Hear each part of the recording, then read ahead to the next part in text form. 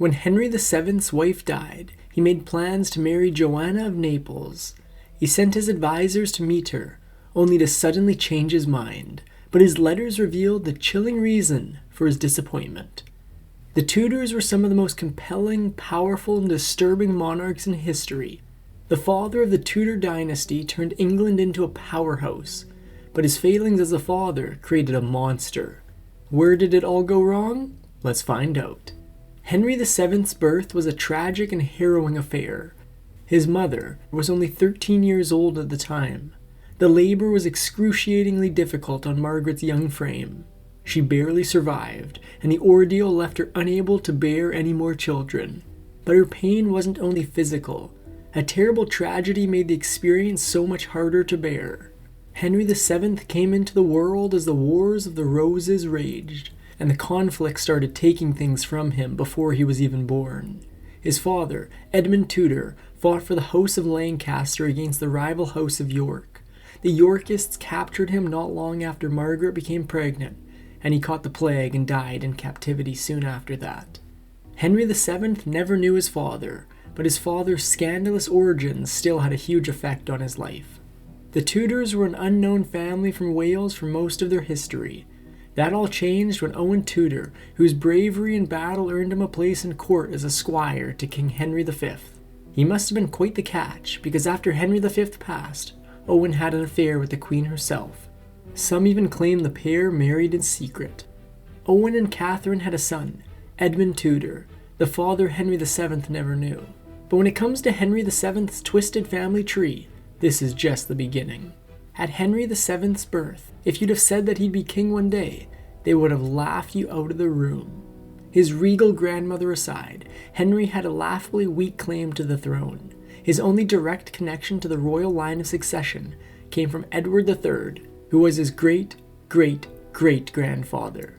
So how the heck did this nobody become the King of England, founding one of the most legendary families to ever hold the throne? Henry VII wasn't the only Tudor who knew how to get things done. Henry VII likely wouldn't have even survived his childhood were it not for his uncle, Jasper Tudor. Jasper took it upon himself to protect his brother's 13-year-old widow and their infant son. Tudor brought them to a seat at Pembroke Castle, where Henry spent the early part of his life. However, it was only a matter of time before the chaos that engulfed England reached their doorstep. Wars tend to have winners and losers, and by 1461, it sure seemed like Henry's side were the losers. Edward IV captured the mad King Henry VI and claimed the throne for himself. The news must have shaken Henry and his mother, but it was going to get even worse. With this new Yorkist king, men who'd fought for the Lancasters started fleeing England for their lives. Men like Jasper Tudor, he ran away to France, abandoning young Henry and his mother to their fates. If Henry got to enjoy a few years of peaceful childhood, all that was over now. A Yorkist earl by the name of Black William Herbert took over Pembroke Castle, keeping Henry there as little more than a hostage. There aren't many records of Henry's time under Black William, but as a Lancastrian with royal blood in his veins, Henry was in great danger. The new Yorkist rulers might decide to wipe out the Lancastrian line completely, and that would include young Henry Tudor. But here's the thing about the Wars of the Roses. Fortunes changed fast, and Henry's roller coaster ride was just beginning. The infamous King Henry VII grew up in the lap of luxury. His father couldn't have had it any more different. He spent 8 long years living under the enemy, never quite feeling safe or secure. By 1469, he was 12 years old and had known nothing but captivity. Well, his suffering was near its end. William Herbert was called to battle, where he was captured by Lancastrian forces and executed. The tides were beginning to turn for Henry VII, and life was about to get even better. The pendulum swung back to the House of Lancaster, and in 1470, Richard Neville, the Kingmaker, managed to defeat Edward IV and put Henry VI back on the throne. Henry's uncle Jasper came back from exile and even brought Henry to live at court with him. After such a miserable childhood, things were finally looking up for little Hank. Then, in the blink of an eye, it all fell apart. Henry VI's second stint on the throne lasted all of 6 months. Just like that, Edward IV came storming back to England, wiped the floor with the House of Lancaster, slew the kingmaker in battle, and took back the throne. Henry's mother Margaret witnessed all of this happening and saw the writing on the wall, so she made a heartbreaking decision. If Henry had felt alone at Pembroke Castle, that was nothing compared to what came next.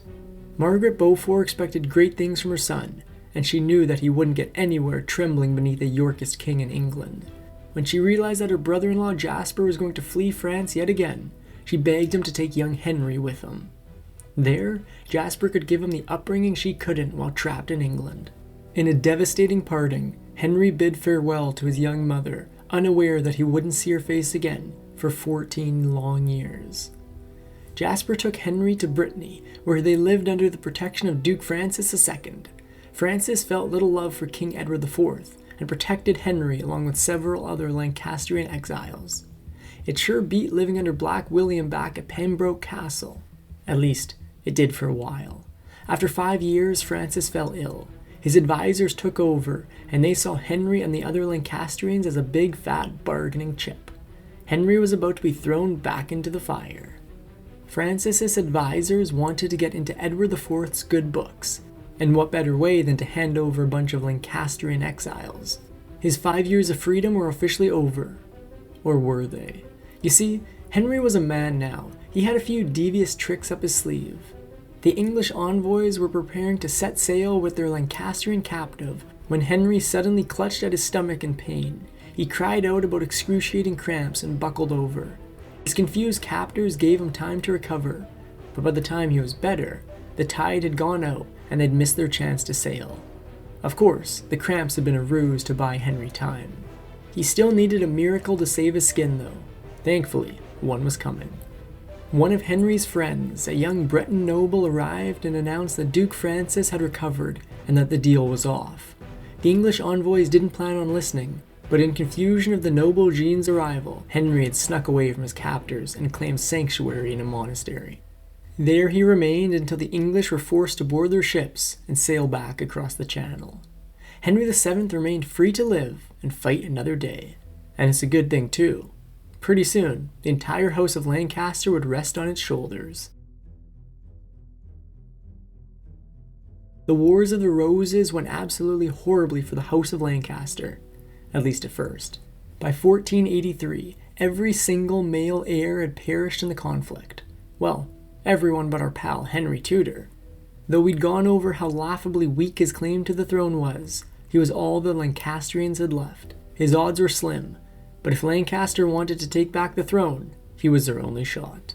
Then after the infamous events of 1483, his chances got a whole lot better. It seemed to just about everyone in England that the Wars of the Roses had long since concluded, but they didn't take Richard III into account. When Edward IV passed, his brother Richard did the unthinkable. He stole the throne from Edward's children, the rightful heirs. He locked the boys in the Tower of London and became King Richard III. His nephews were never seen or heard from again.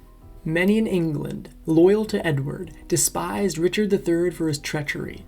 Nobles throughout the kingdom were ready to rise up and take the throne back from this new usurper king.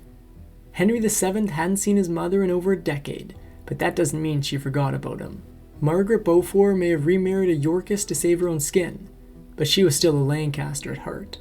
She actively promoted the idea that her son Henry, the last remaining Lancastrian claimant to the throne, might take the throne from Richard III.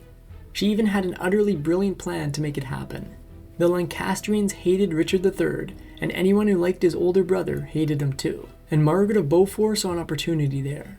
She had Henry VII pledged to marry Elizabeth of York, Edward's daughter. It was the best of both worlds. Henry of Lancaster and Elizabeth of York became king and queen, uniting the two houses and finally putting the Wars of the Roses to rest. Though they'd never met, Henry pledged to marry Elizabeth of York when he returned to England. It was a good plan, but there was one major obstacle in the way. His name was Richard. Richard III was one of the most ruthless men in history, and he wasn't about to let some punk come in and take his throne. The first time Henry tried to land in England, Richard was there waiting for him. The invasion fell apart immediately. Henry's biggest ally, the Duke of Buckingham, was captured and executed, and Henry had to flee back to France. Not long after that first disastrous invasion, Henry tried again. This time, he successfully landed in Wales with his uncle Jasper and a small force of men. As he marched westwards toward England, he attracted more supporters. He was Welsh, after all. By the time he reached England, he'd amassed a measly force of about 6,000 men. It likely wasn't nearly enough to take on Richard III, but it was all Henry had. One way or another, the Wars of the Roses were about to end for good. When Henry VII met Richard III at the Battle of Bosworth Field, things did not look good. Richard's men vastly outnumbered Henry's. Plus, Richard had a whole second force, led by the Earl of Northumberland, and on top of that, Richard III was a battle-hardened warrior, whereas the youthful Henry had never seen combat. Even when Henry's force seemed to gain an advantage, Richard wasn't scared. He simply signaled to the Northumberland to join the fighting. And that's where things got interesting. For reasons that remain mysterious to this day, the Earl of Northumberland never joined the Battle of Bosworth Field. Instead, he left Richard and Henry to duke it out on their own. When Richard realized that help was not coming, he decided he had to end the battle immediately, or else risk losing everything. He gazed out across the fray and spotted young Henry Tudor's banner waving nearby. Richard gathered his bodyguard and charged straight at the banner. He wanted to eliminate his rival personally, and he got extremely close to doing it. With the battle going sideways, Richard knew the fastest way to end it was to slay Henry himself. But while Henry was nowhere near the warrior that Richard was, he was still as devious as he's ever been. He saw Richard charging his way and jumped off his horse to hide among his men. Richard tore through Henry's bodyguard, slaying his standard bearer. Richard fought like a man possessed. Then he finally found who he was looking for, the terrified Henry Tudor, all but helpless. Richard III fought himself to within a sword's length of Henry Tudor. Just a few steps more, and the entire Tudor dynasty would be erased from history. But Henry's men recovered from Richard's charge, surrounded their ward, and slowly pushed back the hated king. Richard, who'd been so close, found himself further and further away from his quarry. From the safety of his ring of bodyguards, Henry Tudor watched Richard III fade into the distance. Then he disappeared entirely. Still, Richard III refused to yield. He gathered his remaining men around him and roared, "God forbid that I retreat one step. I will either win the battle as king or die as one." And he did just that. One by one, Henry Tudor's forces slew Richard's bodyguard. Richard's bannerman lost the use of his legs, but he still kept the York banner aloft until one of Henry's men ran him through. Richard's close friends and greatest warriors were dispatched one by one, until only the king remained. Still, Richard fought on, allegedly crying a single word over and over: treason. It didn't matter. Henry's men surrounded him, and one of them slammed a halberd into the king's helmet so hard it crushed his skull. The battle was over. Against all odds, Henry Tudor had won. Or should we say, King Henry VII of England, father of the Tudor Dynasty. Yet, though the fighting had stopped, Henry VII was just getting started. Henry's first act as the King of England was subtly brilliant. He declared himself king by right of conquest, retroactively dated to August 21st, 1485, the day before the Battle of Bosworth Field. That meant anyone who had fought against Henry at the battle was technically guilty of treason. However, Henry said that he would pardon anyone who swore fealty to him, allowing them to keep their lands and their titles. Just like that, Henry VII got the vast majority of his enemies to pledge themselves to him. But once that was done, he still had a promise to deliver on. With his throne secure, Henry made good on his pledge and married Elizabeth of York, finally uniting the houses of Lancaster and York. You didn't forget about Henry's scheming mother Margaret, did you? Credit where credit is due. Margaret Beaufort, once a destitute 13-year-old widow with an infant son, had manipulated events behind the scenes until that boy was the king of fricking England. However, now that she'd succeeded, she wasn't about to play second fiddle to some tart Elizabeth. Margaret made a point of wearing clothes that were every bit as fine as Elizabeth's, and only ever walked a half step behind the Queen. I'm sure Henry felt amazing reuniting with his mother after 14 years, and as a king no less. But Henry might have forgotten just how hands-on his mother could be. Especially in the early days of his reign, Henry's mother had a say on nearly all the matters of the English court. Her influence was so overt that even foreign visitors noted just how much power the king's mother had. She also rarely left her son's side. I hope she gave him a little privacy, because now that Henry's throne was secure, he had one thing on his mind: making babies. Henry knew that a crown claimed by conquest was never truly secure. If you took the throne by force, what's stopping someone else from doing the same to you? So the first order of business was to have a son. That way, if anything happened to him, he at least had an heir. Henry named his firstborn son Arthur. He hoped that little Arthur would carry on his name and help turn the Tudors into one of England's greatest dynasties. Henry VII was a deeply paranoid man. In 1490, a young man appeared claiming to be Richard of Shrewsbury, one of the princes in the Tower from whom Richard III had stolen the throne all those years ago. If he was who he claimed he was, he certainly had a better claim to the throne than Henry VII. This new rival made a deal with the King of Scotland and planned an invasion on England. Richard of Shrewsbury landed at Cornwall with a few thousand troops to try and take Henry VII's throne. But there would be no Cinderella upset this time. Henry's troops quickly dealt with this new force and captured the mysterious prince. Prince Arthur was the apple of his father's eye. He was kind, gentle, and allegedly extremely handsome. He represented the future of the Tudors, and both Henry and Elizabeth doted on the delicate boy. He was also their most valuable bargaining chip when it came to political alliances, so the king and queen set about finding a wife for their son. After both the Wars of the Roses and the 100 Years' War, England needed allies. France was obviously out of the question, so Henry looked to Spain. He suggested that his son Arthur marry the Spanish king's daughter, Catherine of Aragon. At first, it seemed like Arthur and Catherine had a fairy tale romance. Arthur was a hopeless romantic, and he wrote gushing love letters to his bride-to-be, who returned them in kind. But they were both mere teenagers, and had to wait until they came of age before they could actually marry. Then, in 1501, Arthur turned 15, and the time had finally come. Both groom and bride were ecstatic. If only they'd known what was coming. Clad in luxurious white satin, Prince Arthur and Princess Catherine married in St. Paul's Cathedral in late 1501. It was an extravagant affair with much fanfare and a choir of children serenading the new couple. But when night fell, the evening took a twisted turn. No royal wedding was complete without a bedding ceremony.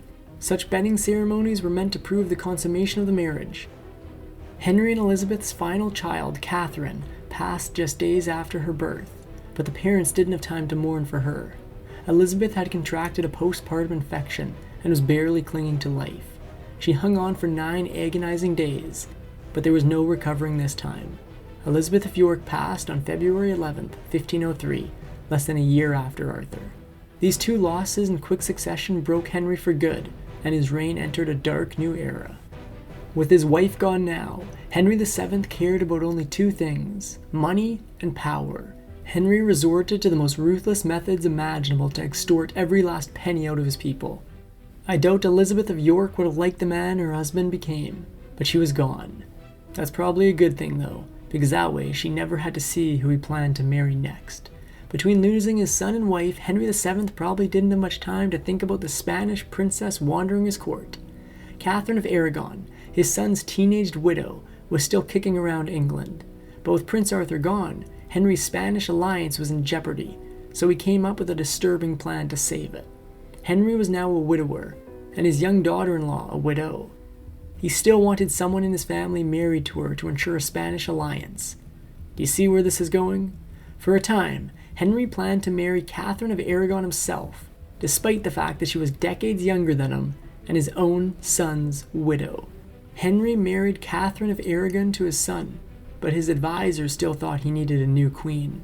They presented several excellent diplomatic candidates, such as the Queen of Castile and the Duchess of Savoy. Eventually, he settled on Queen Johanna of Naples. He sent his attendants to Naples to report on her physical suitability. But everyone knew Henry's heart wasn't in it. His attendants had only to look at his description of his ideal queen to know that. When Henry VII sent ambassadors to check out Johanna of Naples, he described what he was looking for, and it was heartbreaking. His letter simply described his departed wife, Elizabeth of York, to a T. Clearly, Henry wasn't over her, and he never would be. He simply couldn't go through with marrying Johanna. In fact, he never remarried at all. Thanks for watching History Expose. If you love uncovering the best stories in history, hit like and subscribe to keep exploring with us. Don't forget to visit our main page, Factinate, for more incredible facts about everything.